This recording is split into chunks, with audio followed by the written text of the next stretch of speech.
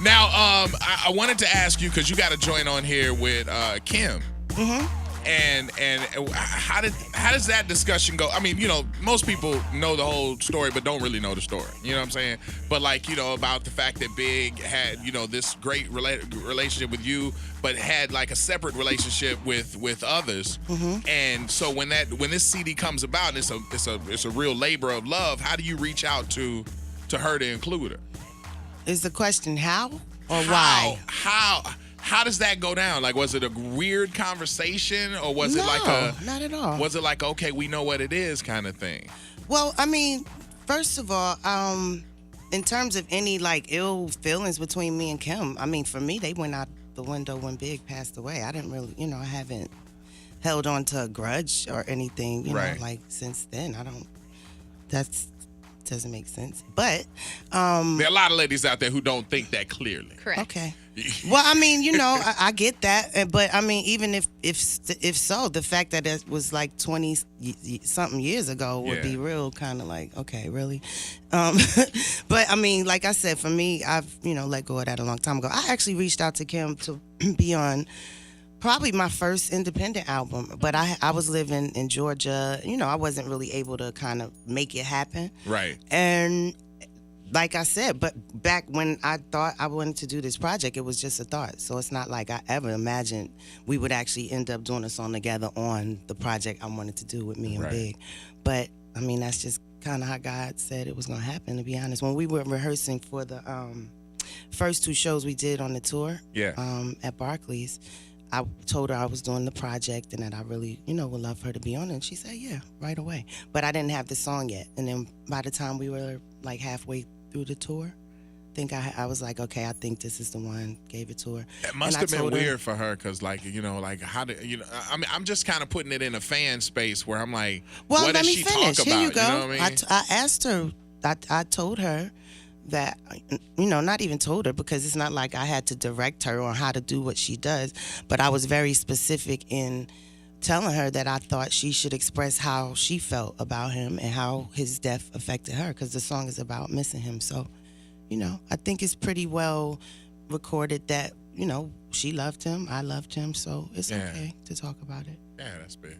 Faith, growing up, I had never gone to New York, never been to Cali, but during the height of the East Coast, West Coast beef, I felt like everybody, including myself, felt like they had to pick a side. Was there ever a point where you felt physically unsafe? Like, I'm in a situation here at this club or in this studio that I feel like I could be harmed physically? Never. No, Wow. really? No, I mean, first of all, you're speaking from a perspective of someone that only received things from, whatever reports you saw, wherever you saw it. But, I mean, as far as myself and our immediate people, there was never any beef that existed. So, therefore, I definitely know I continued to go to L.A. quite often while those things were being said and, perceived by other people. But, I mean, there was never any beef. Like, I know it's like always said, this East Coast, West Coast beef, but that wasn't the case. I mean, was on ground level. It wasn't like touching y'all, like on the magazines and the TV. I mean, and I think those things is what even, by the time that stuff was, even be, that, still was later than probably when people really started saying there was something going on. That's probably what made us start to think like, well, maybe people really, you know what I mean? Because I know from Big's perspective, he never wanted to even think that, he's like, that's my homeboy. He didn't want to think that he really thought that way about him. And in his heart, I think he felt one day he was going to get to talk to Pac and, figure out like, what you bugging? Like, what's going on, kid? Better than that. That's so crazy from that perspective because the way the story has been unfolded for hip hop, like, lovers of hip hop, it's always been the divisive type thing between them two, and it's like, but behind the scenes, you saw him like basically thinking, "Yo, they're gonna fix this at some point." Well, yeah, because for a long time he didn't know that there was something. He didn't feel like there's something for him to fix. Like, you know what I'm saying? He never had a problem with Pac. They never had a falling out or anything that I know of. Yeah. You know what I'm saying? So, that's all I can speak on is what I know from that side. But I do know that what people think was a big beef of two coasts was really had nothing to do with Big and Pac. Wow, like a lot less to do with them than what people, wanted to perpetuate. But you keep saying like what we heard and heard. It's like, but you got to think of the source. It's like this is multiple things coming. You know what I'm saying? Absolutely. So it's like that's why I always say it's but from back the to your question, side. no, I never felt uncomfortable or afraid because I've never felt like I was in a situation that I needed to feel that way. I mean, I know I didn't do anything to anyone for me to feel like, oh my God, I should be worried. So.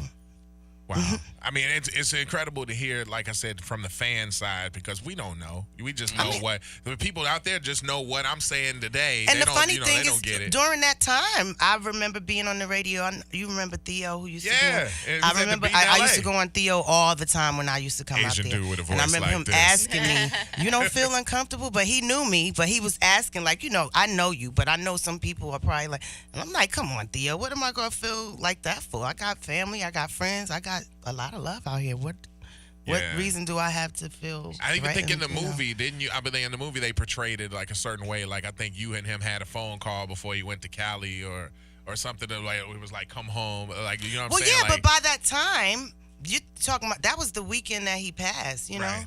by that time it was just feeling very weird. He had been out there. He had been in the malls, and Big was still going out in L.A. and he would get a little bit of the BS, Static you know and what I'm stuff, saying? yeah. But he still was like, nah, I love y'all, da da da.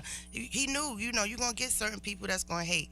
But I think I know he still felt like, all right, we gonna get through this, and yeah. they'll see that that's just some. It's kind of crazy too, because when you look at it's so funny because, like I said, to talk to you about this is a different position because you were front seat on it. You've seen all of this stuff. But to me, when I see people in the hip hop game have their little beefs now, it's always like people like, but you remember Big and Pac, let's keep this straight. Mm-hmm. Like let's keep. Yeah. It's always the shadow over everything, Right, and then right. to hear you tell it.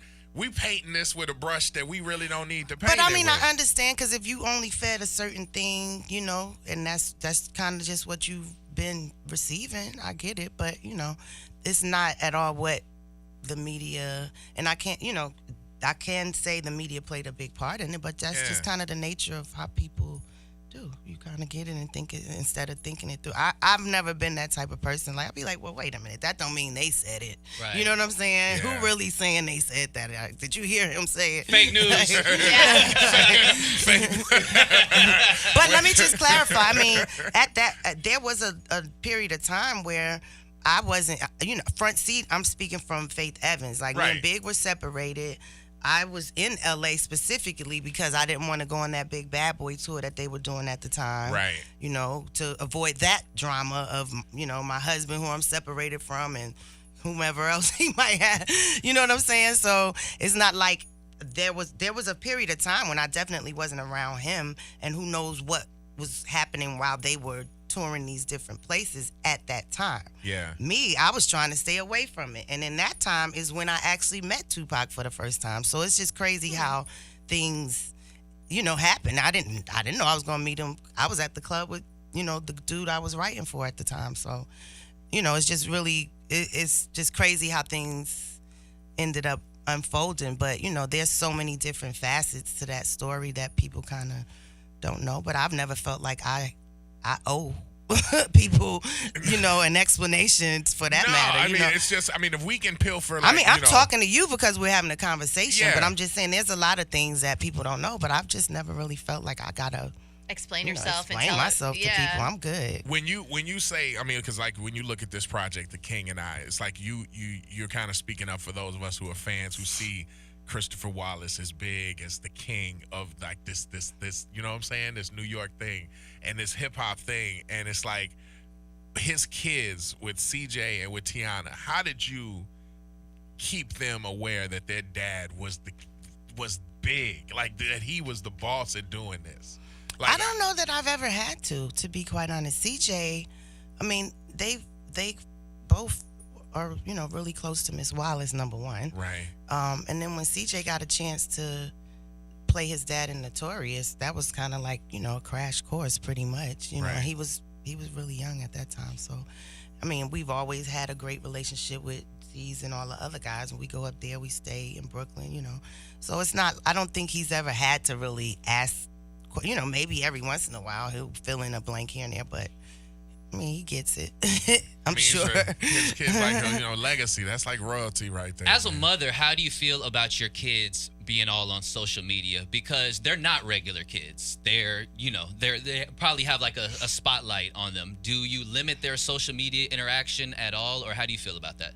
I don't limit it, but I think that because they grew up with me as a mother, I mean, we're pretty, very just like everybody else people. Down I mean, to you know earth. what I mean? We don't really live in a, like some real crazy gated castle, something like that. It's very normal. You know what I mean? So, but I have at certain times had to make them aware, like, you got to remember, like, you can't just say where you at all the time. Like, Yeah. you ain't like Yeah. I mean, just little stuff. And not, again, and it's only every once in a while because I'm like, well, certain things just don't make sense, but they kind of know how to make sense of it. They're in music too, so they understand a lot of the do's and don'ts of it and how to keep it just how we like it. You seem so down to earth, and people, of course, put you on such a pedestal. Where they at? Everyone in this room, of course. You came in and Well, take the me air off. changed. Take me off. Just for everybody Let me lower this chair. to get to know you just a little bit better. How? Let me do it, What's like a normal day just for you? Since you said you just don't live in like the big castle like everybody thinks of. Like, what's just when you're not touring, you're not doing like shows or anything like that. Like, what's a normal day for you? Well, I usually wake up at 4 a.m. Wow. On purpose? On purpose? Yeah. I try to go work out Hell, we between know it. 4:30 and 4:45. The gym is open at 7. Like, Well, no, I work out outside. 8 or 9. Okay. Something It's like these stairs near the beach, and I try and get home by 6:15. Get my son's lunch ready for school. So lay you his make them clothes out. lunch, or you just get them ready? No, I make his lunch. Well, I'm obsessed. She wondered if you got a maid to handle this stuff or whatever. Like, Yeah. That's no, a maid. I mean, there's some people that come clean my house once a week, but it doesn't last until maybe a day and a half. A day and a half later, it's a wrap. So you make their lunch. making and their then, own Then sandwiches. he go get him ready for school. After he leaves, I gotta fit in whatever calls, emails, meetings I have to do until 3:30 because I turn back into a pumpkin after school. I mean, that's typically I try to be home when I'm at home. Yeah, because being a mother and having that family at home, that's number one to you, right? Well, absolutely. I That's mean, what I only keep because reading. I have an album coming out and I have to work, and But usually, if I'm just do my shows on the weekends and go back to reality, Monday to Friday. That's nice. Back to. All right. I Anyway. scrub my walls, Yeah. all of that You stuff. scrubbing walls? Yes, No, that's you're one of not my scrubbing. favorite You're not things to do. scrubbing Whoa, whoa, walls. whoa. Her Come on favorite now. thing to do is scrub That is walls. one of my favorite things to do is to get my bucket and my bleach and my Fabuloso. There you go. Stop. With the purple juice? Yeah. Yes. Fabuloso. Okay. All Because right. my little one just be all over the place. I be like, I see a fingerprint. Ooh, I see some yogurt. Ooh, I be, I Is love it like that. therapeutic at all? It is. Really? I wish it was for everybody because I know women who ain't I never don't like touched touching some no bleach. sticky knob. It's Yeah, keep it straight. All right, it's 8:56. All right, we're going to take a break and come back. We got Faith Evans in the building right here answering our stupid questions, but also giving us a glimpse into the life of the homie B.I.G. King and I. May 19th is dropping. I want y'all to be clear. We're going to be on the other side with more. Hold on.